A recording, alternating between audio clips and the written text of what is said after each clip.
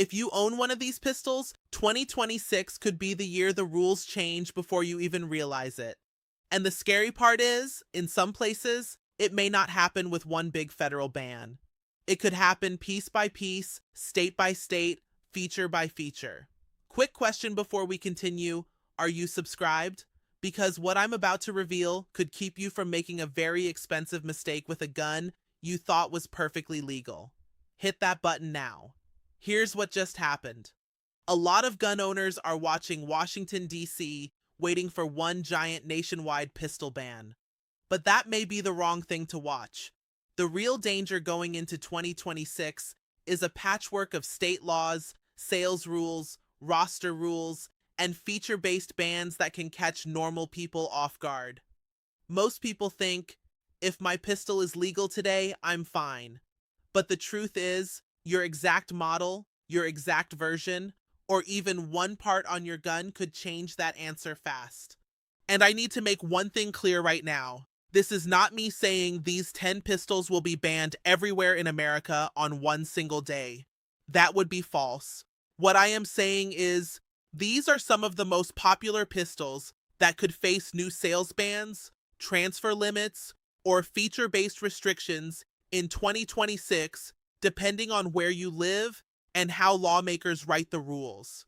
That difference matters. But if you ignore that difference, you can still get burned. So let's start with the first danger zone, and this is the one that shocked a lot of people. Laws aimed at what some states are calling convertible pistols. In plain English, that means semi-automatic pistols lawmakers say can be too easily turned into machine guns with illegal conversion parts sometimes called switches or auto-sears. One 2026 Connecticut law targets semi-automatic pistols with a cruciform trigger bar that can be readily altered. That language matters because critics say it can hit a lot of Glock-pattern guns and clones, not just weird niche handguns. So number 1 is the Glock 17. Number 2 is the Glock 19. Number 3 is the Glock 45. Number 4 is the Ruger RXM. Number 5 is the Shadow Systems MR920. Why these 5? Because they are either classic Glock pattern pistols or closely related designs that people immediately bring up when these convertible pistol laws are discussed. And that matters because once lawmakers build a legal category around a design feature, not just a brand name, the net gets wider. Imagine this. You walk into a gun store in early 2026 thinking you're buying the same Glock 19 everybody has carried for years. The clerk tells you, in this state, that model is no longer available for normal retail sale. You say, what do you mean? It's just a Glock. And that's the problem. To you, it's just a normal carry gun. To lawmakers, it may fit a new design category they want to block. Here's the part nobody's talking about.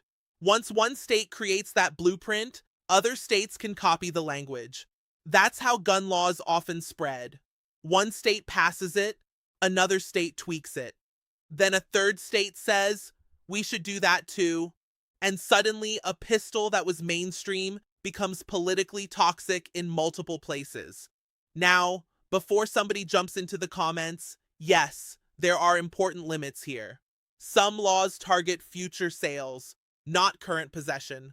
Some exclude hammer-fired pistols. Some depend on exact internal design. That is why you cannot rely on headlines alone. You need to know what your state actually says. Glock ban may be a catchy headline, but the legal question is always narrower and more technical than that. And here's what most people get wrong. They think the serial number or the brand on the slide is what matters most. Sometimes it does. But many newer laws care more about the action type, the trigger system, the magazine setup, or whether a gun can be modified with common tools. That means two pistols that look almost the same on a table may get treated very differently under the law.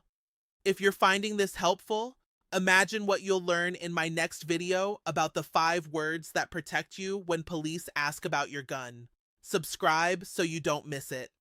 Now let's move to the second danger zone, because this one hits tactical models hard. Feature-based bans. This is where a totally normal semi-auto pistol can become a legal problem because of 1 or 2 extras. A threaded barrel is the big one. Some states treat certain semi-automatic pistols with detachable magazines, and a threaded barrel as banned assault weapon style pistols. Washington already has language like that. Massachusetts updated its law in 2024 with a feature test for semi-automatic pistols. Illinois also regulates threaded barrels and certain pistol features under its assault weapon framework. So number 6 is the FN 509 Tactical. Number 7 is the HKV P9 Tactical. Number 8 is the Walther PDP Pro SD. Number 9 is the Springfield Hellcat Pro Comp or threaded variants. Number 10 is the Smith & Wesson M and P 2.0 threaded models. See the pattern?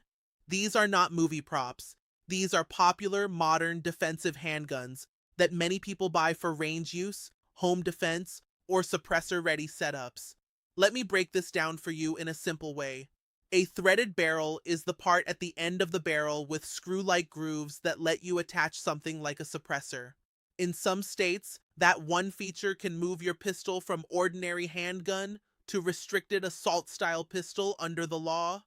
Same gun, same owner, different barrel, different legal answer. Here's a hypothetical example to explain this. Let's say you live in one state and own a basic M&P 2.0 compact. No problem. Then you buy a suppressor-ready upper or swap to a threaded barrel because you want a cleaner range setup. You think you just upgraded your pistol. But under a stricter state definition, you may have just created a handgun that falls into a banned or restricted category. That is the kind of mistake regular gun owners make because nobody explains the feature rules in plain English. But wait, there's something even more important. Some of these laws do not only hit complete guns, they can hit combinations of features, parts, and future transfers. So even if your pistol is grandfathered, meaning you can keep it because you owned it before the deadline, selling it, moving it, or handing it down may become a separate legal issue. That's the trap. People hear, "I can keep it," and think the story is over. It's not. Now, quick legal note, this is educational information, not legal advice. Always consult an attorney for your specific situation. And let me bust one myth right here. A lot of gun owners hear the word banned and assume confiscation. That is not always what follows. Sometimes the first step is a sales ban. Sometimes it is a transfer ban. Sometimes it is a registration deadline. Sometimes it is a rule saying dealers cannot stock or transfer certain models after a certain date. That may sound less dramatic, but for your average buyer, it can feel like a ban overnight. This is also where the media confuses people. Most people think a pistol is either legal or illegal. But the truth is there are at least 5 questions you should ask. Can you buy it new? Can you transfer it private party? Can you bring it in from another state? Can you modify it? And can you keep it if the law changes next year? If you don't know those 5 answers, you do not really know your gun's legal status. Hey, 73% of people watching right now aren't subscribed. Don't be part of that group. Join the gun owners who get these updates first. Click subscribe. Now this is where it gets really interesting, because the third danger zone is not about switches or threaded barrels. It's about dealer shelves slowly going empty.